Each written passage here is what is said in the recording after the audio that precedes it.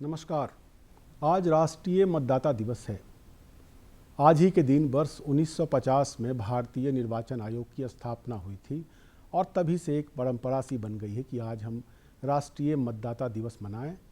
और भारत चूँकि विश्व का सबसे बड़ा लोकतंत्र है और हम मतदान की प्रक्रिया को हर एक निश्चित अवधि के दौरान जो है वो उसको बार बार जो है वो दोहराते हैं।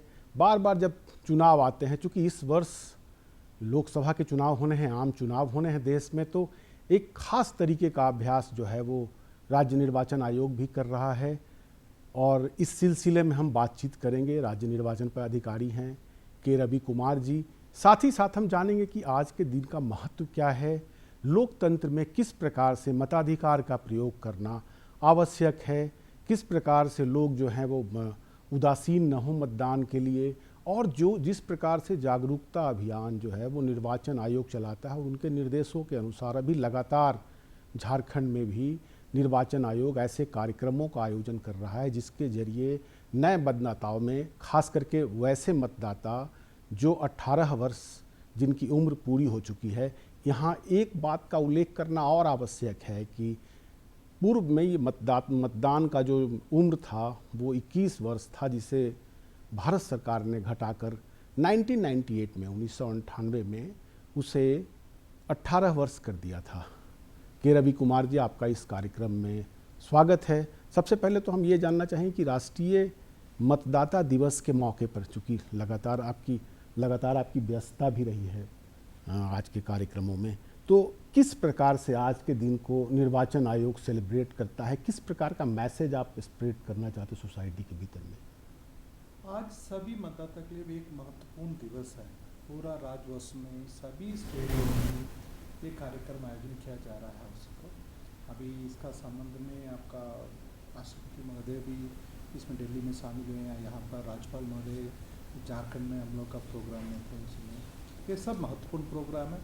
सभी जिला पर ये आयोजन किया जा रहा है। प्रत्येक बूथ में भी इसका आयोजन किया जा रहा है ताकि ये एक सभी मतदाता के बीच में एक जागृति लेकर है, उनका लोकतंत्र का ऊपर में उनका क्या दायित्व है, उनका क्या निर्वहन करना है, उसका संबंध में एक संदेश लेकर करने के लिए राष्ट्रीय मतदाता दिवस है सब जगह पर मनाया जा रहा है।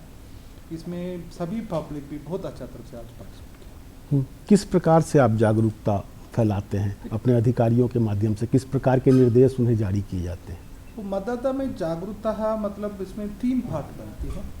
एक सभी मतदाता का निबंधन का संबंधित हम लोग काम करता है उसी को, उसके लिए निबंधन के लिए कितना, उनके लिए क्या जानकारी होना चाहिए, कैसा करना चाहिए, उसके बारे में हम लोग जागरूकता करता है। दूसरा है मत अधिकार, उनका मतदाता सूची में नाम आने के बाद उनका अधिकार का कैसा प्रयोग करना, उसके बारे में हम लोग बताता है। थर्ड बहुत महत्वपूर्ण है एथिकल वोटिंग के बारे में हम लोग ज़्यादा अच्छा करता है।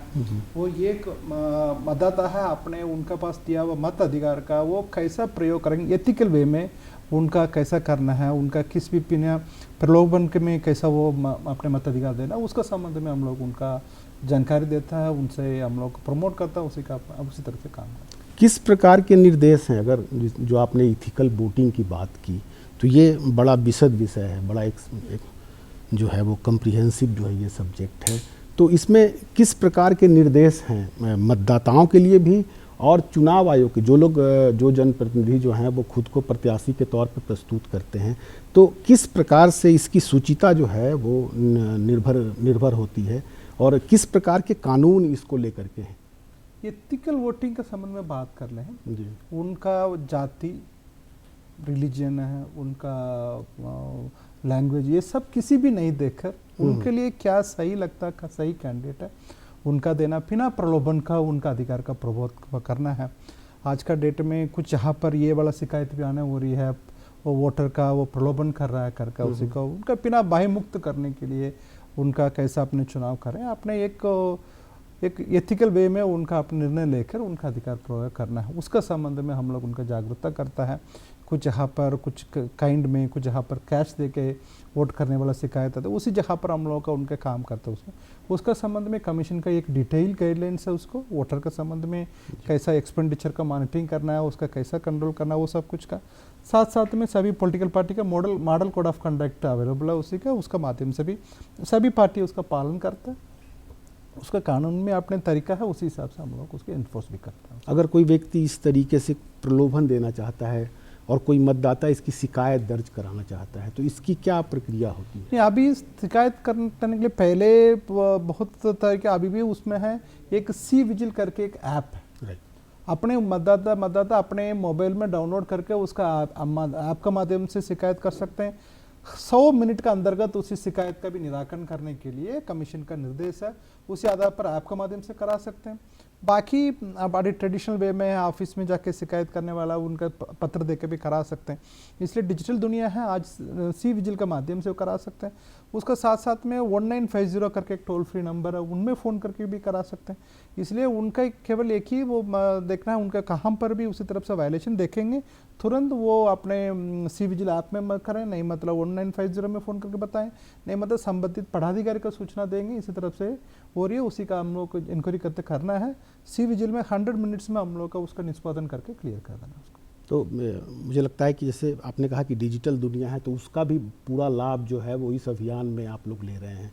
और जैसा मैंने अनुभव किया कि आप लोगों ने इस बार कई हैशटैग अभियान चलाए इलेक्शन को जो है वो प्रमोट करने के लिए, इस प्रोसेस को प्रमोट करने के लिए। किस तरीके से ये पूरी प्रक्रिया जो है वो आप लोग चला रहे हैं? एक्चुअली आज का दुनिया है सोशल मीडिया का है। हम लोग एक सर्वे भी की थी झारखंड में, 55% झारखंड वासी है रोज सोशल मीडिया का यूज़ करता है। उनका मीडियम सोशल मीडिया है, उनका माध्यम से उनसे जाके हम लोग को जाना चाहिए। उसी के लिए हम लोग को सोशल मीडिया का अभियान कराया था। इवन एक अच्छा बात है, उसी अभियान के लिए आज झारखंड के लिए अवार्ड भी दी गई थी दिल्ली में, उसमें सोशल मीडिया का हैशटैग में। उसमें हम लोग उसका एक टेक्निक है, उसी का सब तरफ का आइडेंटिफाई करते हुए हम लोग सभी पब्लिक का वोटर, सभी कर्मचारी सब मिलकर हम लोग ये सोशल मीडिया कैंपेन करता है। कारण 55% आदमी झारखंड का वो उसी मीडिया का यूज़ कर रहा है, इसलिए हम लोग उनका माध्यम से, उनका लैंग्वेज में, उनका मीडियम का माध्यम से उनका जाने के लिए हम लोग सोशल मीडिया कैंपेन करते हैं। वो बहुत अच्छा सक्सेसफुल रही है। उसका भारत निर्वाचन आयोग भी आज उसका रिकॉग्निशन दिया। तो रवि कुमार जी, अगर हम कंपैरेटिव स्टडी अगर करें तो एक बार ये सामान्य तौर पे ये अनुभव आता है कि ग्रामीण क्षेत्र में जो होता है वो वोटिंग का प्रतिशत जो होता है, जो मताधिकार का प्रतिशत होता है वो अधिक रहता है बनिस्बत शहरी क्षेत्र में। तो इधर के दिनों में किस प्रकार से ट्रेंड चल रहा है, या इसमें आप किस तरीके से बेहतरी की गुंजाइश आगे देखते हैं? इसमें अभी तरीका ट्रेंड देखेंगे, मतलब ग्रामीण एरिया में ज़्यादा वोट हो जाती है, हाँ। अर्बन एरिया में कम होती है। अभी महिला का वोटर बहुत ज़्यादा वोट करने के लिए आ जा रही है, पुरुष का तरफ से कम हो रही है। ये दो बिंदु पर हम लोग एड्रेस कर रहे हैं। उसमें उसका साथ साथ में यूथ का भी कहाँ पर एनरोलमेंट का हम लोग को दिक्कत हो जाती है, इसलिए उसी समस्या का देखते हुए हम लोग अभी अर्बन एरिया में देखेंगे एक हाउसिंग सोसाइटी के साथ में हम लोग काम कर रहा है उसमें। फिर उसके बाद हम लोग एक कैंपेन किया था, प्रत्येक घर जाके उनका हम लोग सर्वे कराया था, उसी को उनका आइडेंटिफाई करके उनसे बात किया था उसमें। इसलिए हम लोग को अर्बन एरिया का देख रहे कहाँ पर भी वोट कम हो रही है, कौन सा बूथ में कम हो रही है, मतलब उसका कारण क्या है वो भी आइडेंटिफाई कर रहे हैं। हम लोग को वो प्यूरिफिकेशन ऑफ इलेक्ट्रोल रोल करके एक प्रोसेस होती है, उससे भी हम लोग काम कर रहे हैं।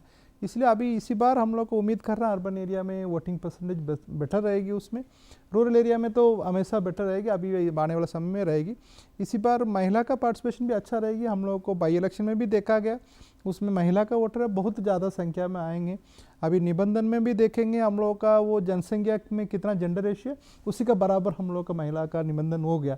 इसलिए महिला वोटर निबंधन में आगे आ गया। वो पहले भी उनका वो वोटिंग के दिन में वो अपने पार्टिसिपेशन बहुत अच्छा से करता है।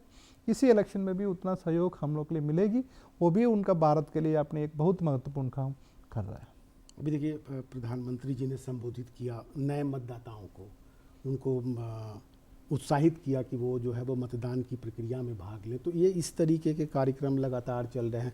राज्य में भी आप लोगों ने जो है वो नए जो मतदाता जो हुए हैं, जो पहली बार इस बार वोटिंग देंगे, उनके किस तरीके के रिएक्शन, जब आप लोग इंटरैक्ट करते हैं तो किस तरीके के रिएक्शन मिले हैं, और कितना मतदाता बने हैं, और ये प्रक्रिया क्या अब थम गई है या आगे भी ये रजिस्ट्रेशन का प्रोसेस जो है वो चलेगा? अभी नया फर्स्ट टाइम वोटर करके बोलेंगे इसी बार झारखंड में 21.7 लाख वोटर का हम लोग निबंधन किया। वो पहले बार आपका चुनाव में भाग लेंगे उसी को। साथ में उनका निबंधन का संबंधित हम लोग को सभी हाई स्कूल में, सभी कॉलेजेस में, एक एक गांव में हम लोग को करके इस बार प्रयास करके आपका 18-19 एज ग्रुप में 7.79 लाख वोटर है 18-19 एज ग्रुप में, इसलिए हम लोग उनका साथ जाके करता है। उसमें ये भी उनसे हम लोग बात करने के समय ये लगती है वो भी बहुत इच्छुक है। अच्छा, कितना जल्दी उनका भी एक इच्छुकता अपने नाम मतदाता सूची में आना है, उनका भी एक एपिक कार्ड प्राप्त होना करके उनका भी बहुत इच्छा है। हम लोग उनका इच्छा का पूरा किया, हम लोग उनका सहयोग भी बहुत मिली। अभी भी अपील करता हूँ, किसी का भी अभी भी नाम छूट गया, अविलंब आवेदन कर दें। मैं आपका नाम, आपका ये चुनाव का पहले मैं अपने नाम का रजिस्ट्रेशन कर लें। अभी थोड़ा सा समय है, अभी कर देना है। फिर चुनाव का नज़दीक होने के समय में हम लोग नहीं कर सकते। कानूनी प्रक्रिया के अनुसार नोटिफिकेशन का 10 दिन का पहले तक करा सकते हैं, और अभी अविलंब लेट हो जाती है।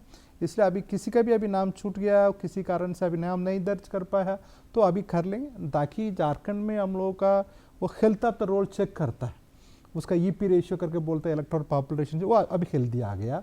उसी तरफ से जेंडर रेशियो देखता है, महिला का अनुपात कैसा है, वो भी अच्छा आ गया। इसलिए अभी कम छूटा हुआ, उसका भी अनुरोध है, आपका परिवार में किसी का भी छूट गया मतलब अविलंब अपने वोटर हेल्पलाइन ऐप पर डाउनलोड करके कर दें।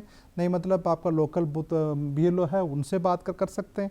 नहीं मतलब आपका टोल फ्री नंबर 1590 को फ़ोन करिए, तुरंत आपको सहयोग मिलेगी। देखिए, हाल के वर्षों में मतलब इतना सुधार हुआ है चुनाव की प्रक्रिया में, वोटिंग की प्रक्रिया में।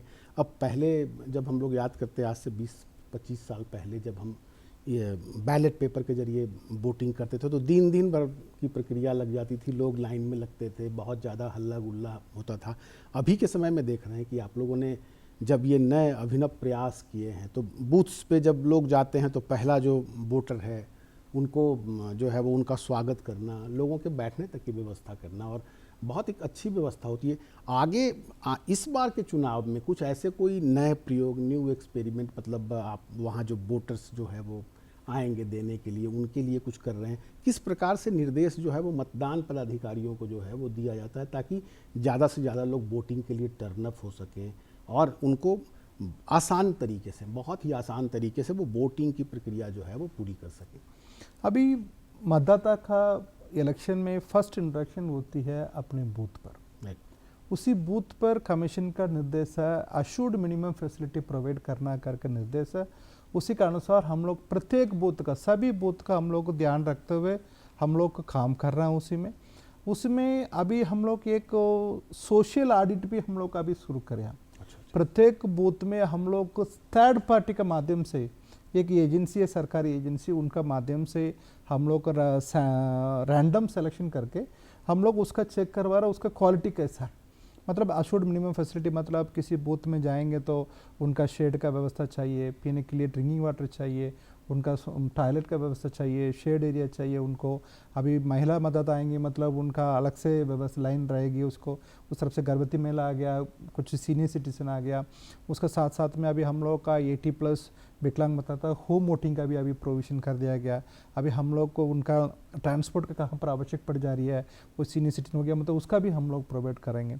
इस पहले भी हम लोग का पहले क्या करता था, हम लोग का मॉडल बूथ का है, वहाँ पर हेल्प डेस्क का सभी व्यवस्था इसी बार भी करेंगे। इसी बार कोई भी वोटर बूथ में आएंगे उनका एक अच्छा एक्सपीरियंस अनुभव मिलेगी। इसी बार हम लोग को प्रयास करेंगे थोड़ा सा 7 से 5 बजे तक हम लोग चुनाव करने के लिए इसी बार प्रयास करेंगे, ताकि उनका लंबा समय रहेगी उनका वोटिंग करने के लिए। इसलिए अपने समय पर आके उनका वोट दे पाएंगे। इससे उनका हम लोग कितना भी व्यवस्था चाहिए वो सब कुछ व्यवस्था करेंगे। वहाँ पर वॉलंटियर्स भी रखेंगे, बूथ अवेयरनेस ग्रुप का बनाएंगे। इसलिए इस तरफ से एक एक्सपीरियंस बहुत अच्छा तरफ का एक्सपीरियंस होगा। इलेक्ट्रॉनिक वोटिंग मशीन के जरिए मतदान होता है, उसको लेकर के कई तरीके की बातें की जाती हैं। आप लोगों के पास भी इस तरीके की बातें आती होंगी। ईवीएम जो है वो पूरी तरह से सेफ है, पूरी तरह से सुरक्षित है, और ये लगातार जो है वो प्रयोग में ये भी बातें सामने आ चुकी हैं। आप कितना इंश्योर करते हैं कि ईवीएम से जो मतदान है वो पूरी तरह से सुरक्षित है? और अगर कोई मतदाता ये चाहता है कि अगर उसको मतदान की पर्ची मिल जाए, उसने जिस प्रत्याशी को, अपने पसंदीदा प्रत्याशी को वोट दिया है, तो वो किस तरीके से इंक्वायरी करके पूरी तरह से संतुष्ट हो सकता है? अभी सही बताया, मतलब ईवीएम बहुत सेफ मशीन है। उसमें टेक्निकली देखेंगे 10 तरफ का टेक्निकल फीचर्स है, किसी का भी कोई छेड़छाड़ नहीं कर सकते। साथ में अभी आपका बात है एक वोटर आप उनका कैसा आपको कर सकते हैं, उनका वो संतुष्ट हो सकते हैं। अभी सभी जगह पर ईवीएम का अवेयरनेस कैंपेन चल रही है। प्रत्येक जिला का मुख्यालय में, उनका डीसी का कार्यालय में, उसका एसडीओ का कार्यालय में हम लोग मशीन करके उनका डेमो चल जा रही है। साथ में हम लोग को मोबाइल वैन रखे, उसमें मशीन रखे, सभी बूथों पर अभी कार्यक्रम चल रही है। ये कार्यक्रम 10 जनवरी को शुरू हुई, वो कार्यक्रम चलेगी 28 फरवरी तक चलेगी। सभी बूथों पर, झारखंड में कितना बूथ है सभी बूथ हम लोग कवर करते हुए उनका वो कितना भी डाउट है सब दे सकते हैं। साथ में कोई वो वोटर है किसका वोट दे रहा है उसका देखने के लिए उनके पास अभी वीवीपैट करके एक मशीन बाहर में रहती है। आप वोट डालने के बाद उनके साथ वो पर्चे उसमें दिखेगी, 7 सेकंड उनका दिखेगी, फिर उसके बाद उनका अंदर में नीचे अपने ऑटो कट होकर नीचे गिरती है। इलेक्शन का समय में अभी वोटिंग गिनने के समय में भी 5 बूथ का रैंडमली चेक करके टैली भी की जाती है। इसलिए मशीन बहुत सेफ है, प्रोसेस बहुत सेफ है। उसमें अपने श्योर होने के लिए वोटर अपने से अपने मत अधिकार प्रयोग करने के समय में आपका बैलेट बटन दबाएंगे, उसका बगल में वीवीपैट में आपका किसका वोट दिया, उनका सीरियल नंबर सब आपका 7 सेकंड दिखेगी। उसके बाद वो पेपर नीचे गिरती है, फिर उसका भी गिनाया जाता है रैंडमली 5 बूथ का सिलेक्शन करके। इसलिए ईवीएम बहुत सेफ मशीन है। अभी जनवरी 10 तारीख से 28 फरवरी तक सभी जगह पर आपका वो मोबाइल वैन का मूवमेंट होगी, सब जगह पर सभी बूथों पर वो मोबाइल वैन जारी है। प्रत्येक असेंबली कॉन्स्टिट्यूंसी में मशीन जारी है उसी का अपने देखने के लिए। उस तरफ से जिला का उपायुक्त का कार्यालय, सब डिवीजन कार्यालय, ईआरए कार्यालय में हम लोग परमानेंट सेंटर भी लगाया उसको, वहाँ जाके आप वॉशिंग मशीन का वोट लगा के आप घर के चेक कर सकते हैं, देख सकते हैं। मशीन बहुत सेफ है, इसमें कोई डाउट रहने की आवश्यकता नहीं। ईवीएम का जो मूवमेंट होता है एक स्थान से दूसरे स्थान के बीच में, या फिर इलेक्शन की प्रक्रिया समाप्त होने के बाद उसका रख रखाव, उसकी निगरानी वगैरह के लिए किस किस प्रकार के उपाय किए जाते हैं? सभी ईवीएम मशीन का एक स्टोरेज सबके लिए एक स्टैंडर्ड प्रोटोकॉल बना हुआ है। प्रत्येक जिला में एक ईवीएम वेयरहाउस है, उसी वेयरहाउस का कम्प्लीटली सील रहती है। वो 24 आवर्स सीसीटीवी में कवरेज में रहती है उसका, साथ में वहाँ सिक्योरिटी के साथ में रहती है। ईवीएम का कहाँ पर भी मूवमेंट होगी, आपका इलेक्ट्रॉनिक ईवीएम मैनेजमेंट सिस्टम करके ईएमएस करके है, वो 2.0 है, उसका माध्यम से प्रत्येक मशीन का मॉनिटरिंग किया जाता है। प्रत्येक मशीन का सीरियल नंबर दिया हुआ, उनका बारकोड दिया हुआ, उसका माध्यम से कौन सा मशीन कहाँ रखा है, कैसा है, इनका स्टैंडर्ड, वो भी इलेक्शन का समय में उनका मूवमेंट का भी स्टैंडर्ड प्रोटोकॉल है। कोई भी ईवीएम मशीन होगा उसी मशीन केवल व्हीकल ट्रैकिंग सिस्टम, कौन सा व्हीकल फिट किया हुआ उसी व्हीकल में ही जाएगी, उसमें बिना फोर्स का वो ईवीएम नहीं जाएगी। पुलिस फोर्स के साथ में, सिक्योरिटी के साथ में जाता है। ये इवन उसका मैन्युफैक्चरिंग भी है, वो 2 पीएसयू कंपनी करते हैं उसको, पूरा सेफ प्रोसेस है। इसलिए वो सेफ्टी प्रोटोकॉल पूरा स्ट्रिक्टली फॉलो किया जाता है। कमीशन का एक ईवीएम मैनुअल है, उसी मैनुअल के अनुसार स्ट्रिक्ट प्रोटोकॉल के अंदर का तो हम लोग को मैनेज करके सब जहाँ पर ले जाता है उसको, वो प्रोसेस कम्प्लीटली स्टैंडर्डाइज प्रोसीजर है। इसलिए वो मशीन का, उनका स्टोरेज का, उनका मूवमेंट में कोई डाउट रहने के लिए आवश्यक नहीं। पहले झारखंड में सेंसिटिव बूथ्स जो है काफ़ी ज़्यादा हुआ करते थे, अभी तो वो कम हुआ है, फिर भी आप लोग इसको चिन्हित किस प्रकार से करते हैं? ये जनरल बूथ है, ये सेंसिटिव है, ये एक्स्ट्रा सेंसिटिव है, तो उसके चिन्हितीकरण का कार्य भी लगातार चलता रहता है। अभी बूथ में अभी सेंसिटिव करके नॉमेनक्लेचर अभी हम लोग यूज़ नहीं करते हैं।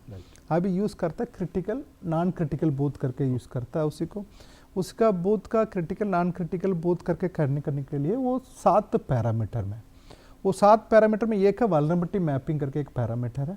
उसका माध्यम से सभी बूथों का चयनित किया जाता है, टीम भेजवा कर चेक किया जाता है वहाँ पर किसी ग्रुप वल्नरेबल है, किसी वोटर वल्नरेबल है, इधर उनका प्रलोभन करके ये वल्नरेबल कर देता है, नहीं मतलब उनका बाय देखा के वल्नरेबल करता है, दोनों वल्नरेबिलिटी का देख के उसका हम लोग को चिन्हित करता है कौन सा बूथ वल्नरेबल हो गया, उसी बूथ का हम लोग ऑटोमेटिकली उनका क्रिटिकल बूथ में आ जाती है।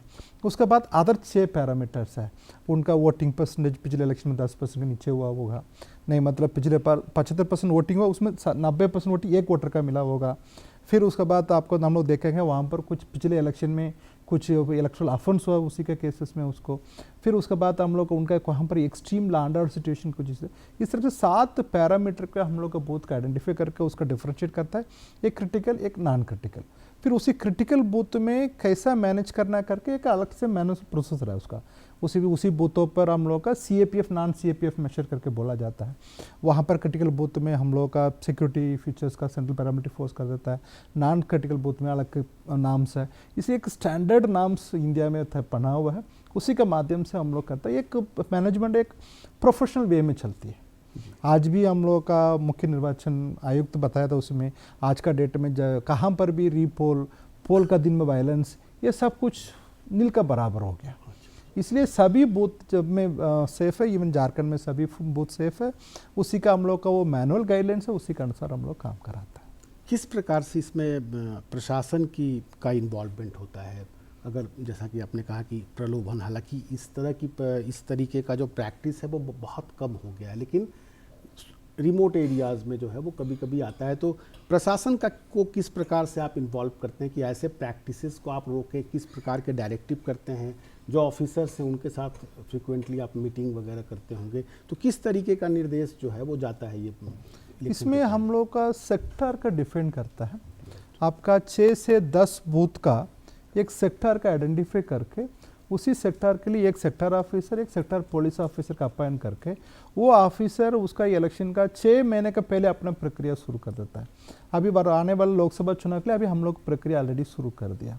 वो ऑफिसर जाके आइडेंटिफाई करता है कौन इसी तरफ के काम करता है, मतलब किसका कारण से ये वल्नरेबल हो जा रही है, वो मतलब उसके बाद वो वाला दिक्कत किसका आ जा रही है, कौन सा वोटर का हो जा रही है, वो सब दोनों आइडेंटिफाई हो जाती है। उसका साथ में उनका वहाँ का एसडीओ एसडीपीओ का उनका दायित्व बना हुआ है, डीसी एसपी का दिया हुआ है। उसके एक प्रोसीजर के अनुसार हम लोग उसका मॉनिटरिंग करता है। फिर उसका मॉनिटरिंग करते हुए हम लोग का वल्नरेबिलिटी कहाँ दिख रही है, क्रिटिकल बूथ कहाँ आ रही है, उस हिसाब से हम लोग का सीएपीएफ नॉन सीएपीएफ मेशर्स करके उसी बूथ का हम लोग सेव कर देता है। उसका हम लोग कॉन्फिडेंशियल फील्डिंग मेशर्स करके हम लोग को पहले ही कर देता है। उसमें उसका कुछ प्रिवेंटिव मेशर्स होती है कानूनी प्रक्रिया के अंतर्गत, उसको वो इम्प्लीमेंट करते हुए हम लोग उसका कार्यवाही करते हुए हम लोग उसी बूथ का सेव कर देता है। झारखंड में ये प्रक्रिया ऑलरेडी हम लोग शुरू कर दिया। हम लोग उसी का गाइडलाइंस के अनुसार, टाइम लाइन के अनुसार हम लोग अभी काम कर रहे हैं उसको। राज्य में कई पॉलिटिकल पार्टी, मेनली जो है वो नेशनल पार्टीज़ भी, रीजनल पार्टीज़ भी, ये सभी रहते हैं। पॉलिटिकल पार्टीज़ के साथ आप लोग किस तरीके से कोऑर्डिनेशन करके काम करते हैं? उनसे क्या एक्सपेक्टेशन रहता है कमीशन का कि वो किस प्रकार से सहयोग करें मतदान की प्रक्रिया में? चूँकि समय समय पर ये देखा जाता है कि आप लोग उनके साथ बैठ के करते हैं, कुछ निर्देश वगैरह देते हैं, उनका किस प्रकार से इन्वॉल्वमेंट किया जा सकता है इसमें? पॉलिटिकल पार्टी देखेंगे मतलब उसका 2 कैटेगरी होती है, एक रिकॉग्नाइज्ड पॉलिटिकल पार्टी, एक रजिस्टर्ड अनरिकॉग्नाइज्ड पॉलिटिकल पार्टी करके होती है। हम लोग का इलेक्शन का नॉन इलेक्शन पीरियड में हम लोग का डायरेक्शन के अनुसार हम लोग state and national recognized party है। झारखंड में 3 स्टेट पार्टी है, आपका नेशनल लेवल में 6 नेशनल पार्टी है, 9 पॉलिटिकल पार्टी के साथ में हम लोग का रेगुलरली उसमें एक स्टेप का हम लोग इंटरेक्शन करता है, करके उनसे हम लोग उनका भी कुछ डाउट हो गया मतलब क्लैरिफाई करता है, उनका भी कुछ इश्यूज राइज करना मतलब हम लोग पास राइज करते हैं, उसका एड्रेस कर देता है। ये पॉलिटिकल पार्टी के साथ में इंटरेक्शंस आपका नॉन इलेक्शन पीरियड में हो जाती है। ये इलेक्शन ऐसा अनाउंस हो जाएगी, उसका बाद कैंडिडेट एंड पॉलिटिकल पार्टी के पास हो जाती है। उसको उनसे भी एक स्टेप का आपका वो ट्रांसपेरेंसी का, स्टेक होल्डर डिस्कशन का, वो इलेक्शन का, उसी का हम लोग कितना भी ट्रांसपेरेंस प्रोसेस है सब कुछ फॉलो करते हुए हम लोग करता है।